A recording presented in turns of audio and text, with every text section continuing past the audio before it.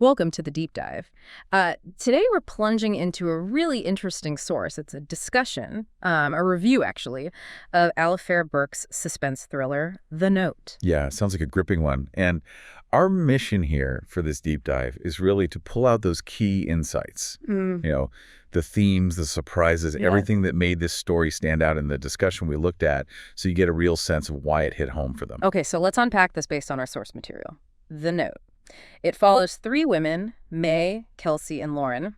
They're friends, but estranged friends, who get back together for a weekend in the Hamptons. Right. Estranged. That's key. And the core idea, as the source described it, is this. They pull what seems like a really minor, petty prank, just leaving a note on some stranger's car. Seems harmless enough at first. Exactly. But it just completely spirals, ends up leading to a murder investigation, and it's all tangled up with their difficult past, specifically some tragic accident from when they were teenagers. Wow. Yeah, it really taps into that kind of unsettling feeling, doesn't it? How one tiny, impulsive thing can just blow up. Huge consequences. Totally. And it definitely makes you think personally, like, have you ever done something small, maybe a joke or a prank that just went sideways? Probably not, murder level sideways, thankfully. Probably not. Right. But enough to cause real awkwardness, real fallout.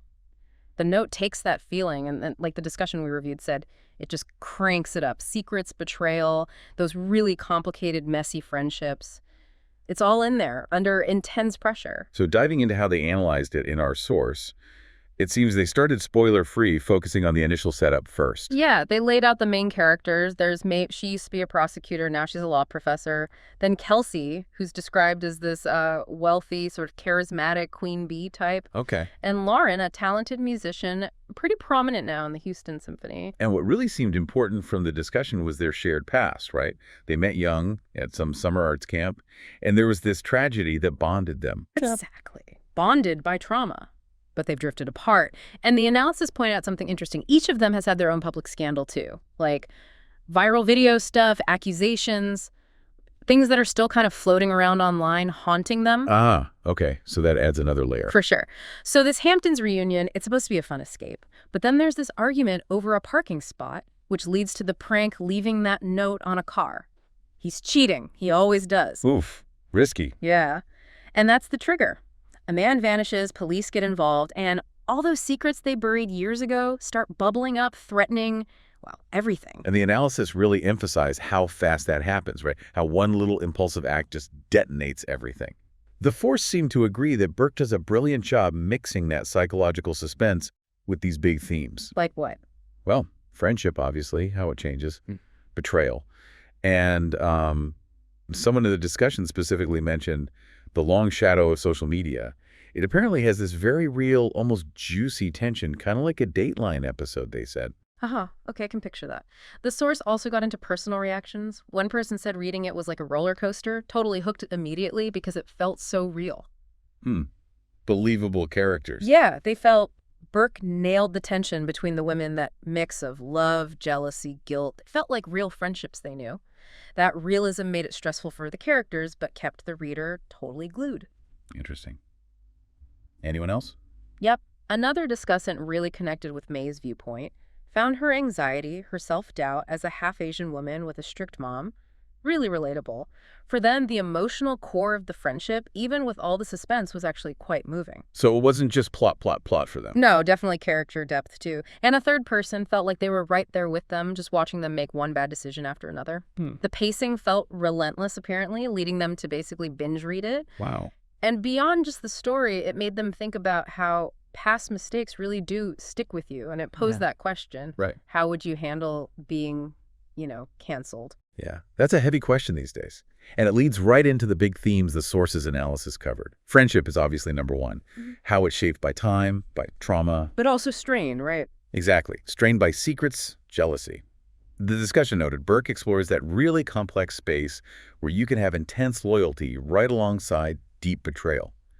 It's not a simple best friends forever picture. It's messier. More real, frankly. And that cancel culture theme you mentioned came up strongly, too. The analysis highlighted how the book shows just one viral moment, one public screw-up can basically define you. May's subway meltdown during COVID was the key example. Right. It's seen as this sharp commentary on how the internet just amplifies mistakes, Yeah. how quickly people judge without the full story. And the setting post-pandemic that apparently felt very vivid, very relevant to the discussants, added to that feeling of raw nerves, impatience, maybe explains some of the impulsive actions. Definitely. Identity was another theme they pulled out, especially for May. Her navigating her Chinese heritage, that internal pressure she feels to be perfect. The analysis said that added real depth beyond just the thriller stuff. Okay, so switching gears from themes.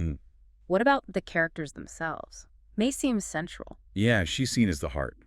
Relatable because of her self-doubt, but one discussant admitted wanting to kind of shake her sometimes. I get that. What about Kelsey and Lauren? They were maybe seen as a bit less developed initially, but there are specific flaws. Kelsey's privilege, her entitlement, Lauren's ambition, maybe selfishness, those were highlighted as creating interesting friction with May's own issues. Did the discussants feel the friendship itself was believable, though, given they drifted apart? That was actually a point of debate. The shared camp history gave it a plausible foundation, sure. But some felt Kelsey and Lauren kind of blended together sometimes, wished their individual voices were stronger. Still, May's journey felt authentic overall. They found themselves rooting for her, even when she was making, let's say, questionable choices. Which brings up that interesting balance in thrillers, right? How much deep character nuance versus just serving the plot and suspense. Exactly. The analysis seemed to suggest that while maybe more development for everyone could have been nice, May's flaws and her journey were compelling enough to drive the mystery and keep you guessing who to trust. Makes sense. And pacing, critical for a thriller. Oh, yeah. The source was unanimous. Total page-turner. Short chapters, shifting viewpoints, classic techniques. Burke apparently uses really well to keep the tension high. Fast-paced, but not, like, rushed or sloppy. So, spot-on pacing for the genre.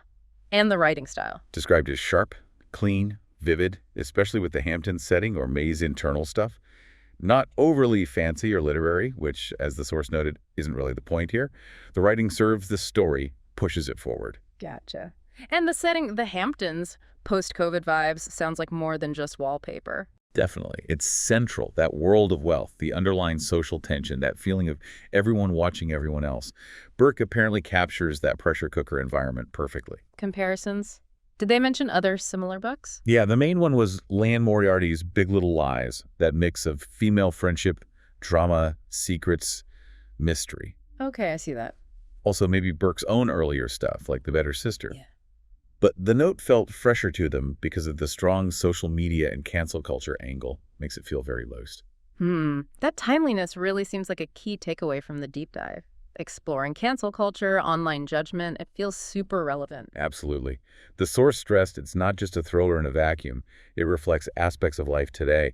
And they loved the what-if questions it raises. Like, what if they hadn't left the note? Would the past have caught up anyway? Good question. Did the source mention any other reader reactions? Just briefly, yeah.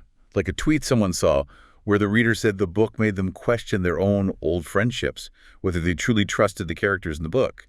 The answer was apparently absolutely not, which the discussants thought just added to the fun and suspense. Yeah, that feeling of distrust is definitely key in a good psychological thriller. For sure. Okay, so we've now hit the point in our deep dive where the original discussion moved into spoiler territory. So, fair warning to you listening. We're about to follow suit and get into the twists and reveals they talked about. Right. Spoiler alert is officially on EC. Okay, deep breath. Spoilers ahead. The big one, the reveal that really hit the discussants hard, was learning the actual truth about that camp tragedy from years ago. The girl who died. Yes. Lauren was initially blamed, but the shocker was finding out May and Kelsey knew way, way more than they ever admitted.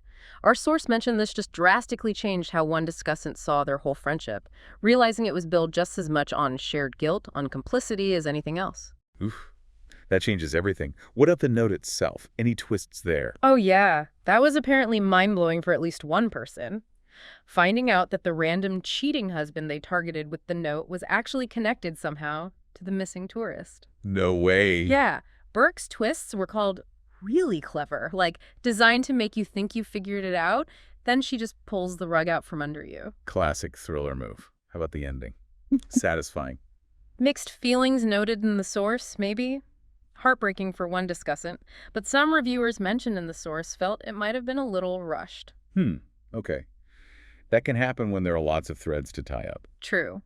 But the book's structure, especially those flashbacks to the camp days, got praise for how it supported the reveals.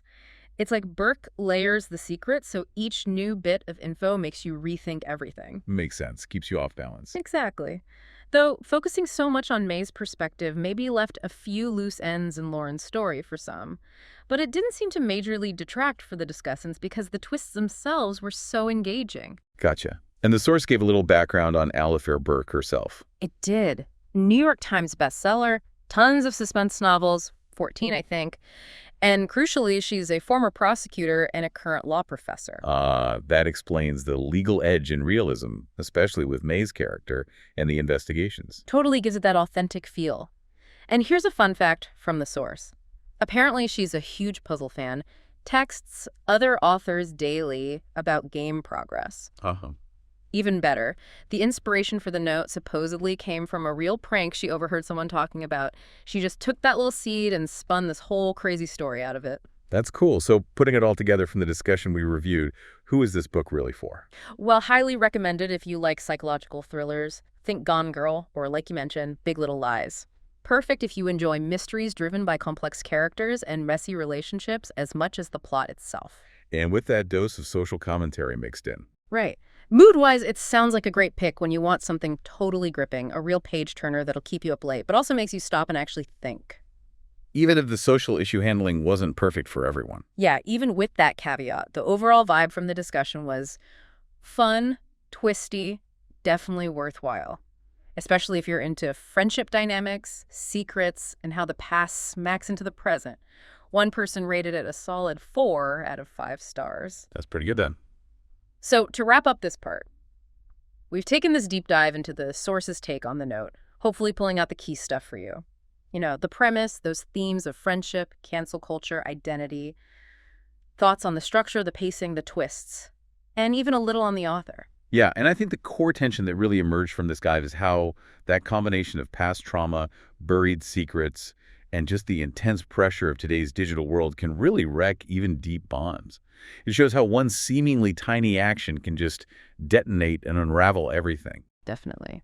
So here's a final thought for you to chew on, drawing right from the heart of the source material. Given that the whole book kicks off because one little note causes chaos and digs up old secrets, how easily could small things we do today, especially online where things happen instantly, connect back to stuff we thought was buried? How easily could they reshape our lives right now? Think about those what-if moments they mentioned in the discussion. What tiny choices in your own past, maybe seemingly insignificant at the time, could have sent you down a completely different path than the one you're on? It's a powerful thought. Really makes you reflect on how much our pasts, personal ones shared with friends, still shape us. Especially now, with everything being so visible online, so amplified, potentially permanent. Makes you think, doesn't it?